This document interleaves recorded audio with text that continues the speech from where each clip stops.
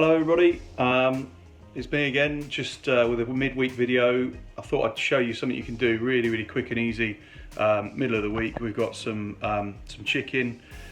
A lot of people think that doing barbecuing, smoking, it's going to take a long time to cook whatever it is you're preparing, whether it be a brisket or pork butt, ribs. They all take hours and hours to slow cook. You have to do it low and slow.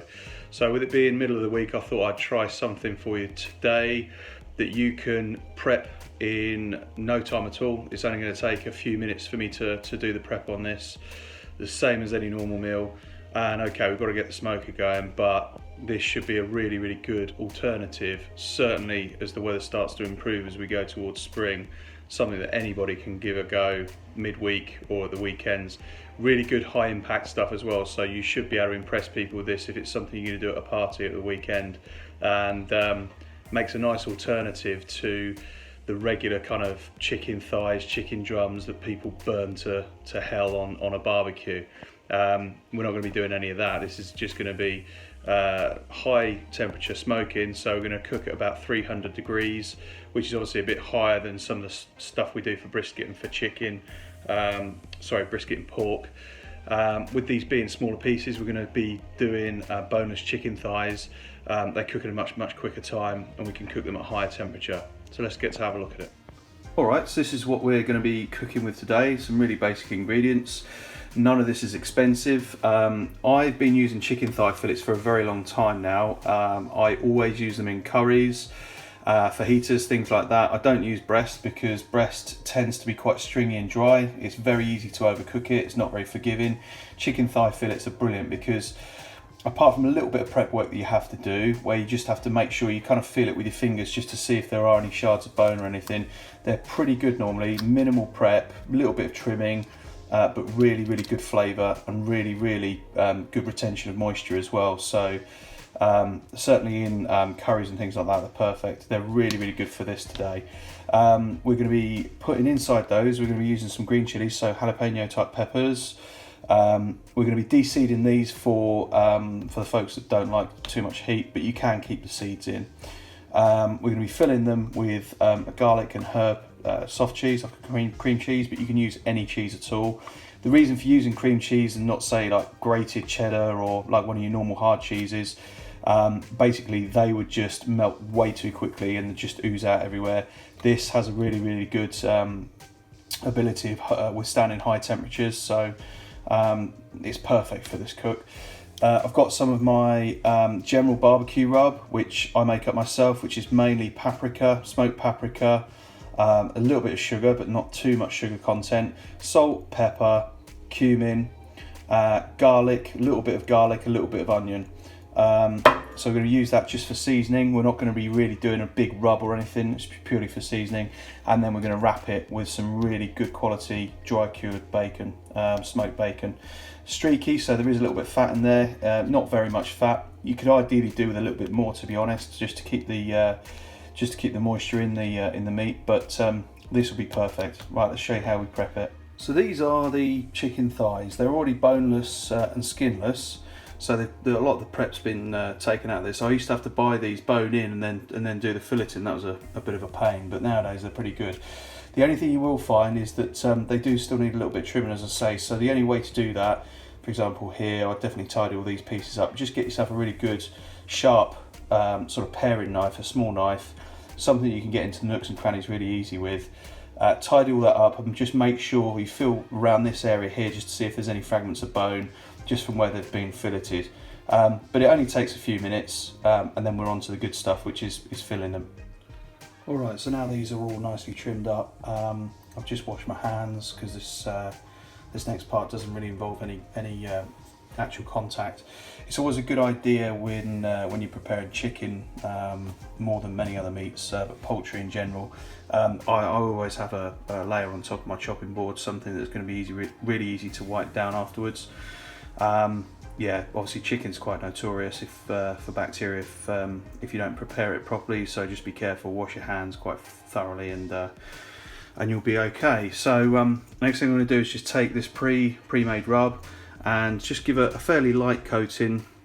don't have to worry too much, but make sure each piece on this inside just gets a nice dusting of the coating. It's just a seasoning just to help penetrate the meat whilst it's cooking. So we've given each one of those a nice dusting of that. And now we'll just prepare the peppers. So I always prepare my peppers the same way, whether it's chili peppers or bell peppers, red, green, yellow peppers. What I do is I always just slice through them, take the top off, slice through, and then rather than fiddling about trying to take all the bits and pieces out, I just pull this piece here, it comes away, get rid of that, and then I wash them under cold water, running cold water, and that obviously washes the outside of the pepper and all the seeds away at the same time. So it's just a really quick way of doing that. So you can see I've stuffed most of my peppers. The way that works best with this is get quite a good amount on a teaspoon, then get the half of pepper. Just sort of get as much of it in one go as you can in, and then just using the back of the spoon, just sort of smooth it out. It's not pretty, but it's pretty effective. And there you go. There's one filled with the cream cheese. So here are all of our half peppers with the soft cream cheese, that's the herby cheese. I've just laid them into our open fillets, and all I'm going to do is wrap each fillet round, and then we're going to put a good wrap of bacon around it and secure each one in place with one of these bamboo skewers. These were quite long ones, but you see I've actually cut them in half at an angle, so it doubles the number that you use and it shortens them to a more manageable size, because they don't need to be stupidly long. They only need to be able to go in at a diagonal. So we're going to do that now. So I'm just going to show you with this last one, how I do it. With the pepper there, you just want to make sure you get a good kind of fold over. And these are all different sizes, so some will be easier, some will be a little bit more fiddly. But basically that's our wrap, and then typically 2 slices of streaky bacon.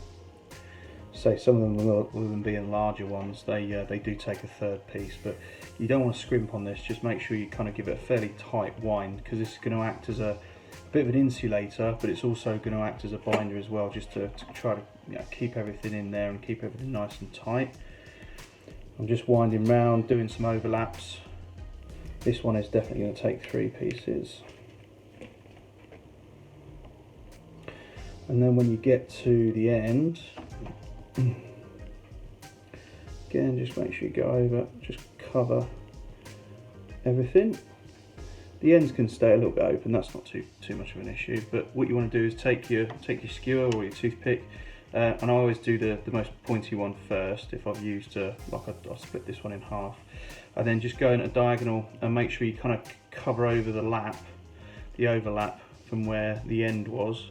Go in diagonally, you can kind of feel it going through the jalapeno if you get that. It doesn't matter if you don't. So I've got it in one way, and then just go back in, hold it fairly firm, with a good firm push. If it comes out in the wrong place, just take it back slightly, and you want to make sure you catch one of the ends if you can. There we go. So that's one skewered, that's ready to go into our tray. So there they all are, all ready to go. Sometimes some people put butter on these. They put a pat of butter on the top of them to keep them moist, but in my experience I don't think you really need to.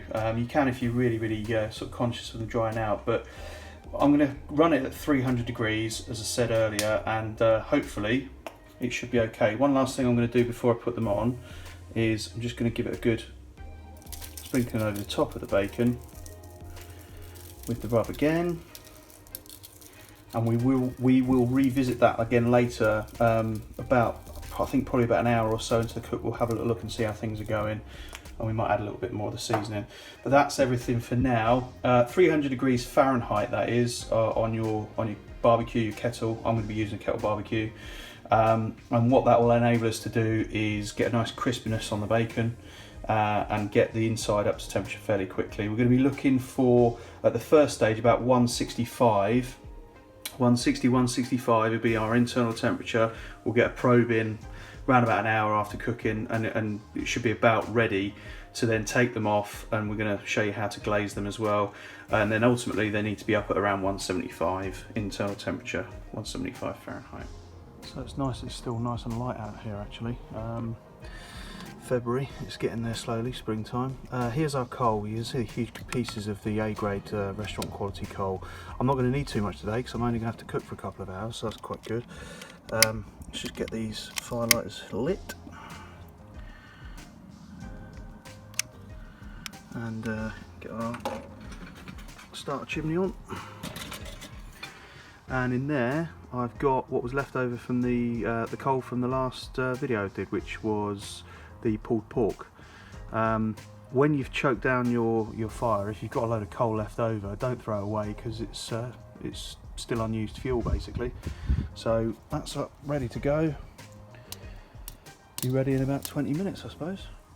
Look how well that's burning, and that's all the fuel that a lot of people would have probably just chucked away from the last grill we did yesterday, so that's going to go back on. These coals are really hot today, so what I'm going to do, I've got my water pan over there. I've really choked down the inlet holes down the bottom. I've got them on a really small opening. I'm going to put the lid on, and the first thing I want to do is just to try to stabilise the temperature, because that's going to race right up. We want to keep it on about 300, but I think that's going to be near 400 to begin with, so we need to get that under control. Time to go on. Got a little bit of cherry wood smoking away there. Yeah, virtually up to 300 as well. And our pan of water is bubbling away. So directly over the water with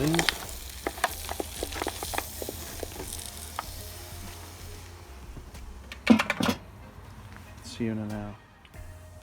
Okay, just under 300, just under an hour. Let's have a look and see what we're working with. There we go. Lovely. The smoke's just stopped rolling, which is about perfect timing. So all we're going to do with these now is get some foil on them. Right, the foil's on, so give them another 20 minutes and then we'll check and see how we're doing temperature wise. Just come out to check the temperature. We've hit 170, which is where I wanted to be. So now it's time to get these off, and just going to put a little bit more rub on and then we'll glaze.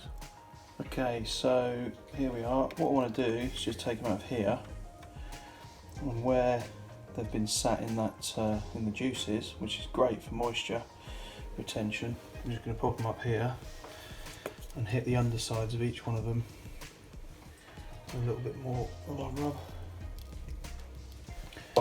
That's the one, and then they're going to go back onto the grill directly.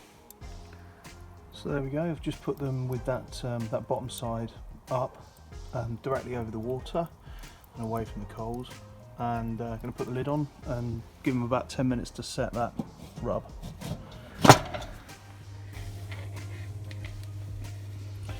So there we are.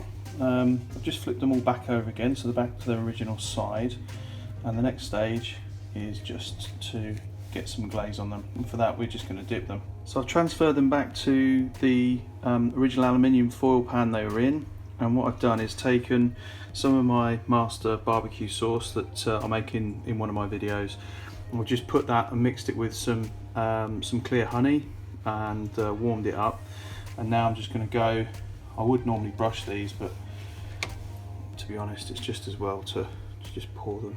So just be careful. I haven't got an awful lot, but just make sure you give each one a good coating. And once you have, they can go straight back on.